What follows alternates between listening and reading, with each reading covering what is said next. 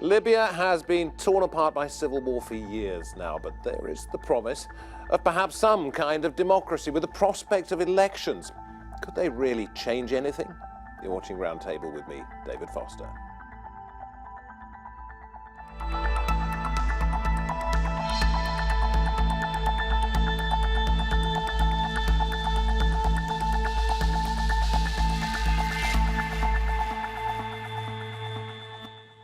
Rival governments and armed groups jostling for power. Libya has effectively been rudderless since Muammar Gaddafi was overthrown and killed in 2011. The United Nations, though, is planning elections by the end of this year, although there are those who say that may well be too soon.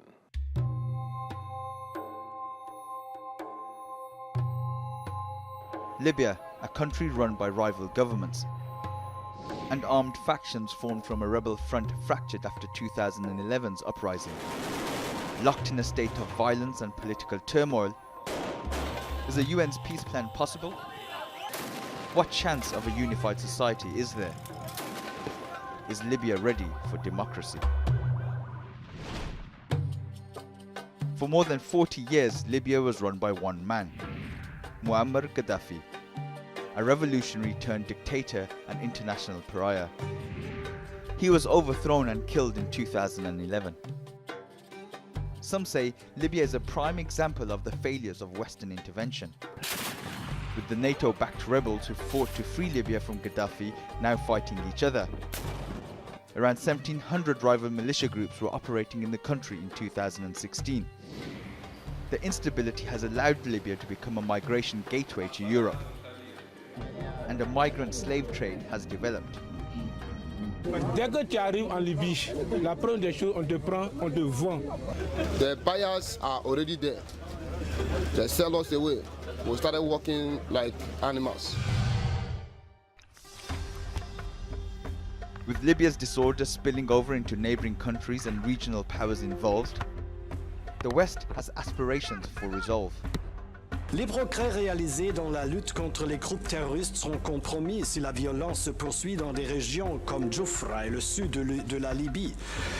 Ces affrontements sont inutiles, ils sapent les efforts politiques. UN-backed elections are planned for this year. The Secretary General is committed to supporting the people of Libya as they work toward a referendum on the Constitution, as they work toward elections. While turnout in the last election in 2014 was just 630,000, around 2 million people are now registered to vote. نحن نقبل بالمشاركة السياسية للجميع بإتاحة الفرصة لكل الليبيين لطي صفحة الماضي بما فيها من سلبيات وإيجابيات وربما حتى من جرائم مع محاسبة المسؤولين عنها، ولكن لن نقبل بأن تكون هناك ديكتاتورية أخرى في ليبيا تحت أي مسمى تحت أي ذريعة. Almost half the country is controlled by military commander Khalifa Haftar in the east. He's declared Libya's weakened UN-backed government in Tripoli void and has warned he will declare himself president if elections fail. After 6 years in prison, Colonel Gaddafi's son, Saif al-Islam Gaddafi, is said to be returning to frontline politics. Will elections bring stability to Libya or increase the violence and unrest? Is the UN's plan for peace premature? Is Libya ready for democracy? Will it ever be? Very pleased to say that with me at the round table today we have Sami Zaptia, co-founder and managing editor of Libya Herald. That's an English language newspaper based in Tripoli. We also have Guma El-Gamaty, who heads the Taghyeer party in Libya, and Ahmed, Sewehli, a British-Libyan psychiatrist. Welcome to you all. It is hard to believe, is it not, that it is pretty much 7 years since the fall of Muammar Gaddafi, and yet the country is still in turmoil. Is Libya being governed at all? Yes, in reality and up to an extent, it is being governed. In fact, over-governed maybe. We have contending powers, one in the east, one in the west, contending governments, but not in the classical sense. A classical definition of a state usually entails one unitary government, one unitary parliament, and therein lies our problem. The division of power has left vacuums to be exploited by all sides. So all very well for the United Nations to say that there should be elections, but when you have these rival factions, forget the militia, but when you have these rival political factions, how do you untangle that knot? Well, I think for any elections to take place, certain conditions must be achieved and must be in place. There must be peace. There should be no violence whatsoever anywhere in Libya.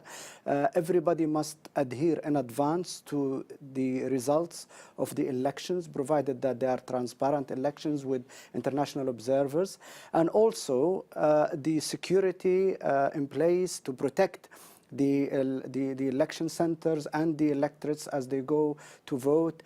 The other thing is, which is very important, I think the citizens of Libya who have experienced very, very harsh socio-economic conditions over the last few years, these conditions need to be improved markedly for them to be motivated to go and vote. Otherwise, they will feel, what for? It's not worth really the trouble if it's not going to change their life dramatically. I mean, do feel free to jump in, any of you, any time, but I'm going to put this one to Ahmed. I mean, that is a wish list, isn't it? And when you have militias backing the government in Tripoli and you have militias in Tobruk backing the government there, if they don't get the results they want or they don't think it's being run correctly, then the whole thing is a non-starter.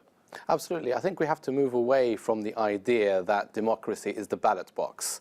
That's only a very small part of democracy, and I think we're concentrating a bit too much on how elections are run and where and who wins the elections. I think we had elections in 2012, and everybody in the world was saying, you know, one of the best elections ever, probably in Africa and the Middle East. However, we don't have the institutions, we don't have the checks and balances. As Dr. El-Gamaty said, and as you said, the militias are there.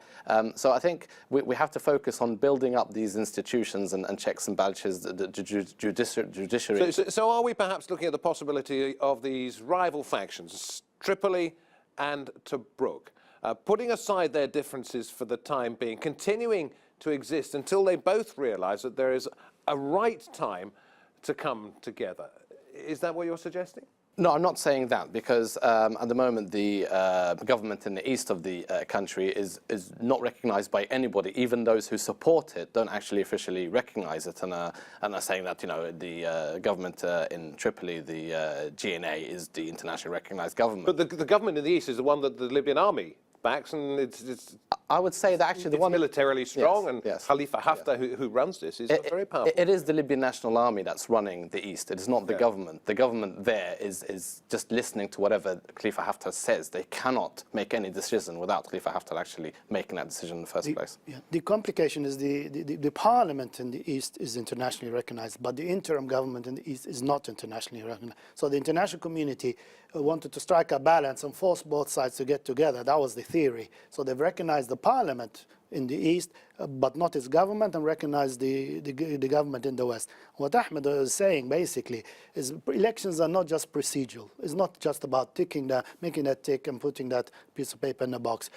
There are certain rules, as both doctors have hinted, that precede that, which is reconciliation, agreeing the rules of the game, to use just ordinary language. Both sides must agree, said or not said, that whatever election results comes out, both sides would respect that. We haven't got to that stage yet. I think going back to the issue of, is Libya ready for democracy?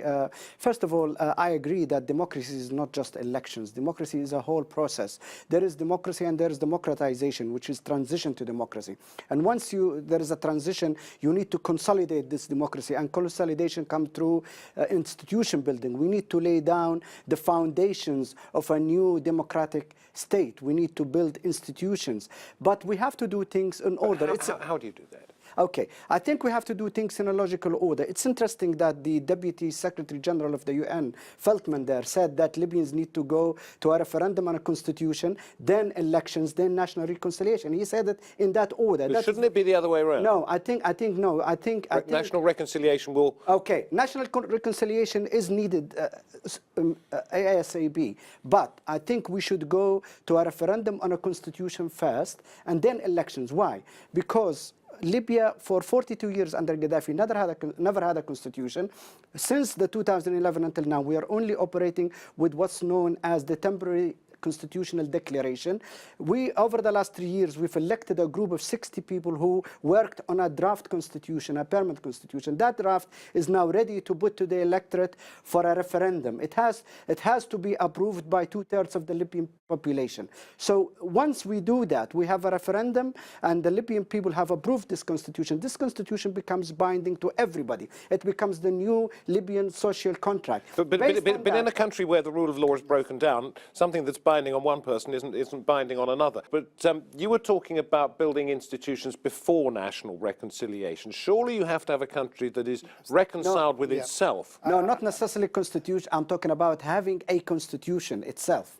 We need and then a referendum on that constitution. And then a referendum so that the constitution becomes binding, it becomes legitimate because it has a legitimacy of the Libyan people who have voted on it with a majority of 2/3 at least of the voters. But national reconciliation could go hand in hand. Doctor, I'm not sure I agree with you, I'm afraid. You know, a document is going to do nothing. 2014 election did not bind people to that election result. I've always argued over the last couple of years there should be nationwide campaigns, a roadshow, so to speak. The important thing is to get the psychological and cultural change in Libyan people's mind of this social and economic contract. Groups are vying for how to slice the oil cake. That's the bottom line. It's about having access to power, access to top positions, because in a rentier, and I'm afraid to say quite corrupt state like Libya, getting a top government position usually means you have access to money and how you distribute that money. And that's what the battle is about. I want to get in the position, so I decide how the cake is sliced. If we agree round a table, never mind writing a piece of paper, guys, everybody will get his share, this is how it's going to be shared out, then people will adhere to any document or any election. But procedural ballots, ballot boxes, pieces of paper called constitution, it's meaningless until there is a mental change in Libyan people's mind. We were talking about national reconciliation. I mean, one of the things people, when they talk about Libya, they talk about this civil war, and they think that there's this massive military offensives going on either side, and there really isn't. I think it's more, if you look at the Libyan media, when I say Libyan media, you have all these channels which have suddenly sprung up all over the place and not based in Libya.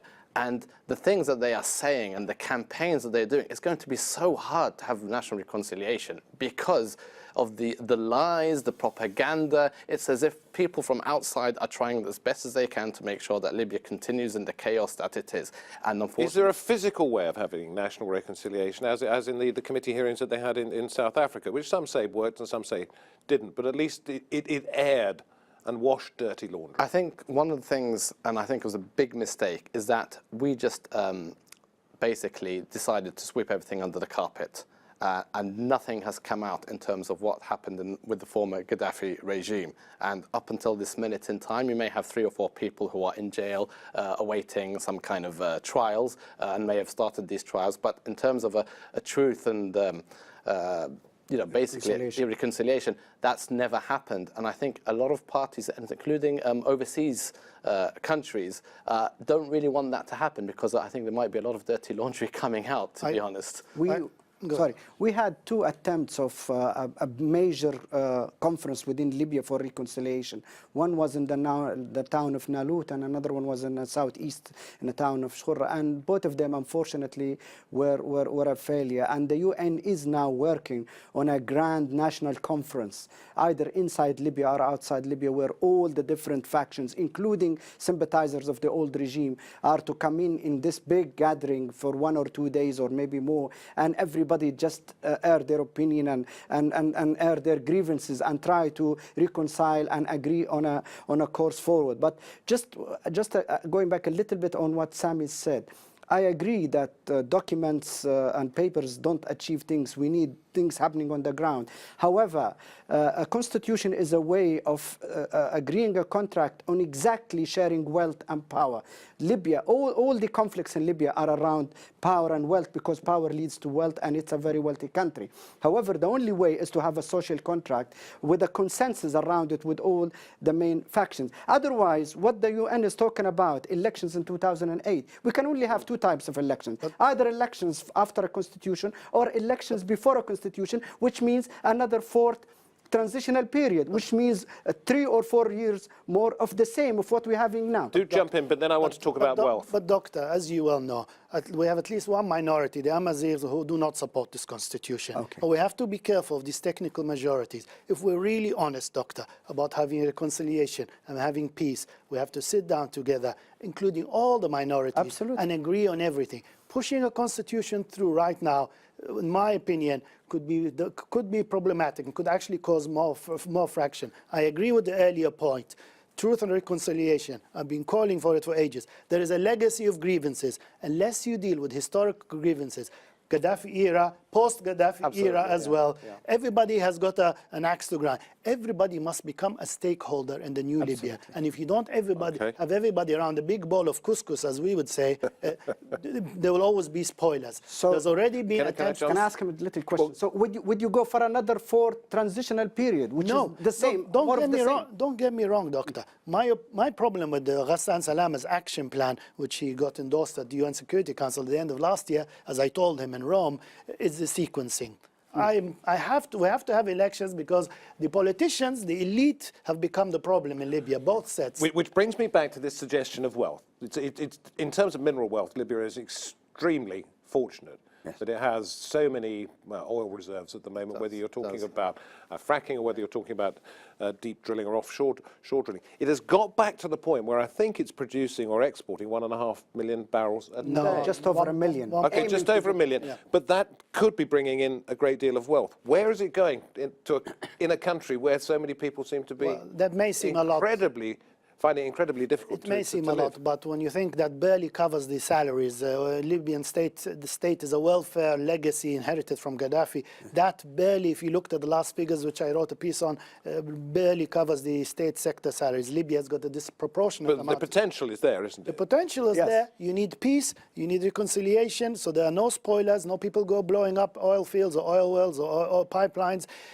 We need to be at peace with one another.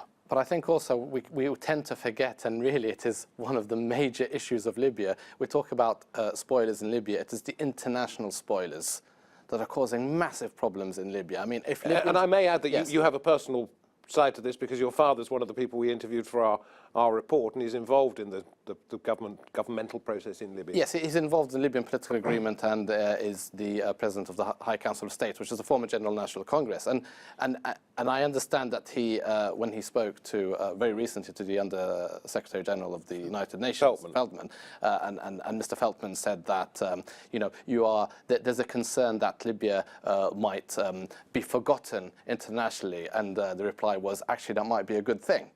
That Libyans are left to themselves. And well, I suppose in a sense he's saying that we wouldn't have to worry about it. Well, yes, but the thing is, at the moment, we cannot, as Libyans, make our own decisions whilst there are countries which are bombing Libya over the past 2-3 months. We've had, Egypt and United Emirates bombing Derna. Now, there may be some terrorists in or around the area. However, that is a Libyan thing to deal with, and it's not for countries like Egypt, a brutal dictatorship, to come and get involved. Just for those people who don't understand, if you say Egypt's a player, which group of people is it supporting? So it's supporting General Haftar very clearly. I mean, he's in the east. He's in the east, and General Haftar goes to Cairo. Who's supporting the other side?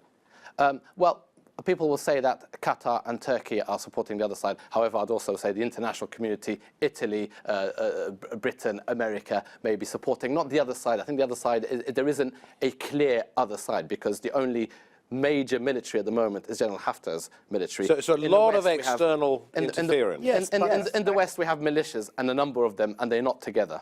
But again, I go back to the Libyans themselves. You can't clap with one hand. These international interferers can only interfere by interacting with Libyans. If Libyans do get their act together, they can shut these guys off. It's the weakness amongst Libyans that's opening... Which brings us back to sort of, is the country ready for democracy? With two external camps, if you like, rather than individual players, but two external camps, vying to get their particular group of people But what's the alternative to democracy? What's the alternative to democracy? We cannot say that whether Libya is ready or not ready for democracy. Is it ready for dictatorship? And you can only be ready by practicing. It is, and the first steps. These are first steps after a revolution. People will say it's 6 years. However, 6 years after 42 years is really not very much. It is very unfortunate. The bloodshed is very unfortunate. But you know, there's definitely hope, and there's definitely light at the end of the tunnel. And I hope we're getting towards that area. You are ready. You are ready for democracy, and you are ready to embark on democratization as soon as you get rid of dictatorship. However, you will not be a flourishing democracy overnight. None of that happened anywhere in the world. If you can tell me who would profit from a failure to return to democracy, and then you could be able to say, if we get rid of that, that's more problematic, because really, you know, I'll be in very unproved territory. What is important is the international community and the United States, which unfortunately under this president has lost interest in international relations, and Libya, which it sees is not very high on its interest. What's important is the international community guarantees the results, or guarantees that all sides respect the results of this election. I agree with the doctor. This is an imperfect democracy. We have to start somewhere. It's a cultural shift. We have to learn. We have to learn by practicing.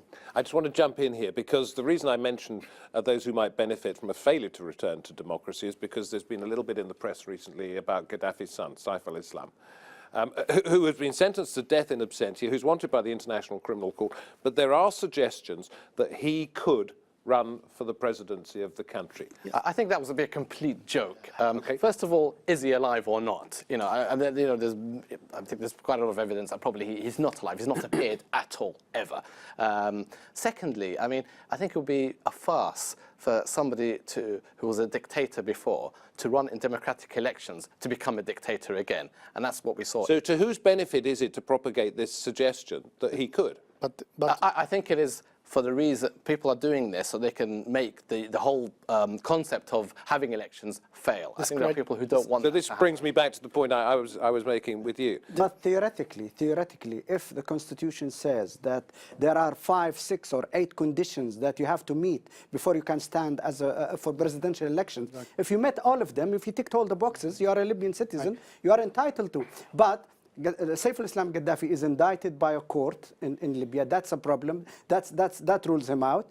For example, Haftar has a dual nationality. He has an American citizenship, so he has to forfeit that one in order to stand. So there are conditions that apply to all Libyans, irrespective of who they are. But the wider point about Gaddafi or the Amazigh or any minority, going back to my earlier point, it's making sure that all Libyans are stakeholders. You can't say a couple of 100,000 or 300,000 or 400,000 ex-Gaddafi supporters, you are outside the process. No. If you do that, all they will do is be spoilers. Yes. Libya can never go forward in peace with spoilers. So whilst I agree that maybe Saif personally is not fit, and I leave that to those who draft the rules, you cannot exclude those ex-members of the regime who have no blood on their hands. That is undemocratic. You have to be inclusive. Let's talk about the psychology. What sort of state do you think the country is in mentally? I mean, first of all, we need to start to say that going back to the health system in Libya, and I know that's not really the main issue, however, it's all part of it. It's all part of it. Did you know that prior to 2011 and even now, most cities in Libya do not have any kind of psychiatrist or clinical psychologist? You only have the Benghazi and Tripoli and now Misrata. However, the rest of the country doesn't have any kind of psychology services at all. But that's not surprising in a country which doesn't have one single rail track or even a tram track in the whole of the country. That's 40 years of Gaddafi. 40 years of Gaddafi rule.